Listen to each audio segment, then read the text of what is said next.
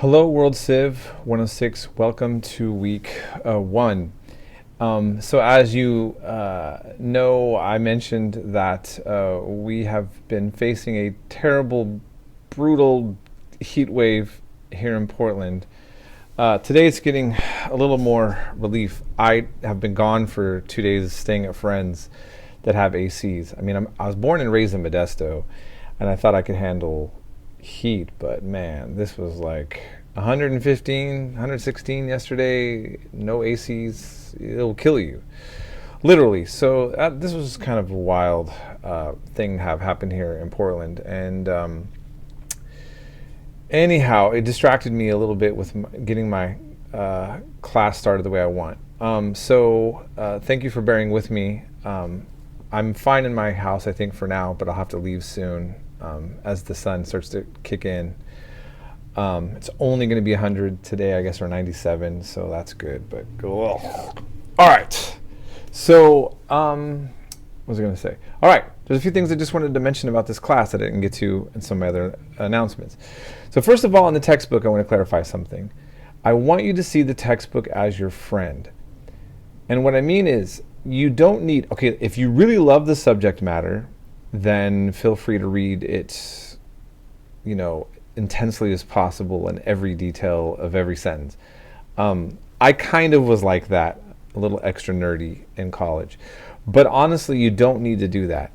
What I want you to do is to see it as a friend to help you with your Sunday papers. Keep in mind on your Sunday papers that I just want to say, and I mentioned this before and I'll mention this again, it's just about focusing on material that we covered in class, so the textbook can help you out with that.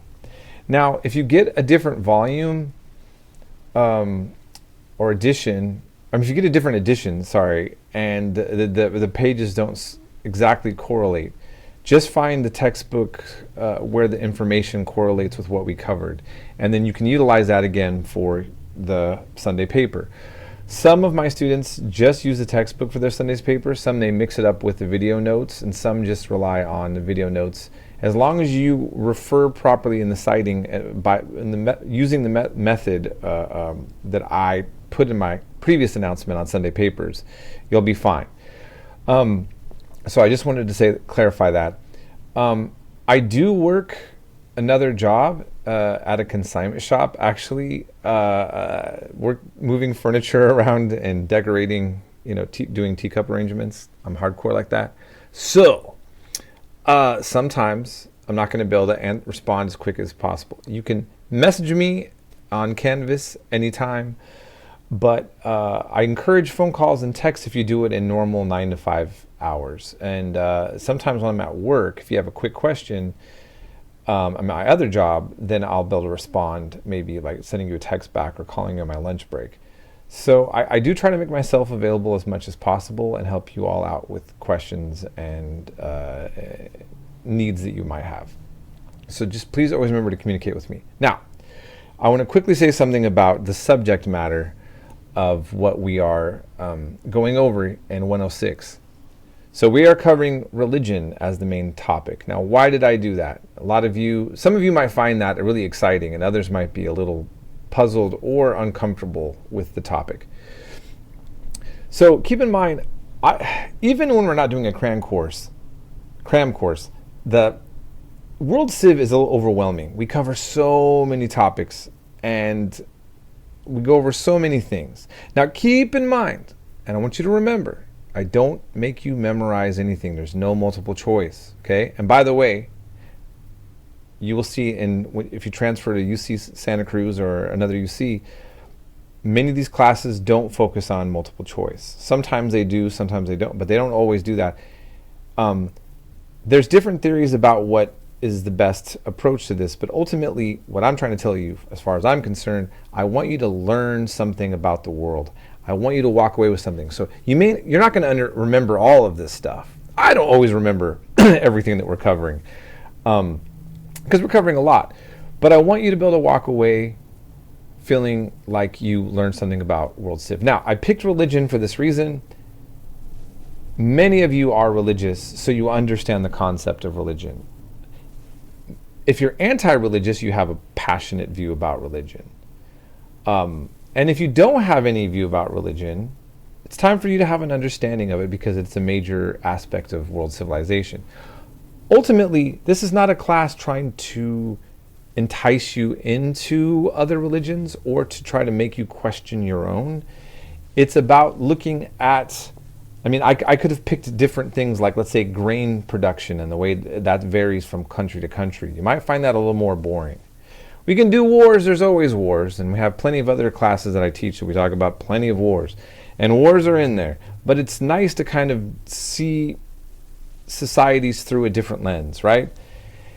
And so keep in mind that what I tell my students, especially if you are religious and you feel very loyal to your particular religion, that this isn't asking you to break from that loyalty. You are learning about information simply as is, just aspects of other societies. Now, I start off with a very controversial topic, evolution. And I mentioned this in some of my video announcements, but I want to clarify to you, you don't have to believe in it. Doing this assignment doesn't imply that you've bought into evolution if this is something that's contrary to your belief system. Basically, as I mentioned, I believe in one of the lectures, that you have to start somewhere. And the Torah, the first book of the Bible, it starts with Bereshit, in the beginning. Very easy way to start a book. It's a good place, right? In the beginning. Not every society starts that way. And so how do we start it off? Well, science has an explanation for the origins of humanity. And we learn about that in chapter 1. Now look, this is an interpretation by scientists, physical anthropologists, people who look at and study bones and all these things, and they come up with a conclusion based on a consensus about the emergence of human civilization. That's what you're learning. If you don't buy into it, that's completely legitimate. It's just, that's where we're starting. Now, we will be getting into some aspect of history dealing with ancient Israel and Christianity that doesn't necessarily fit perfectly into, let's say, the way that you would approach it from a theological point of view.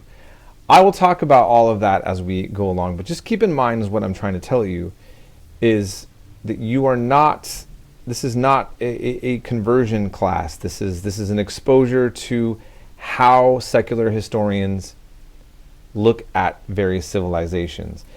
And sometimes the things that we historians will come across reinforce ideas that make people comfortable, and other times it makes them uncomfortable. I'll give you an example where it's just as sensitive as nationalist ideas.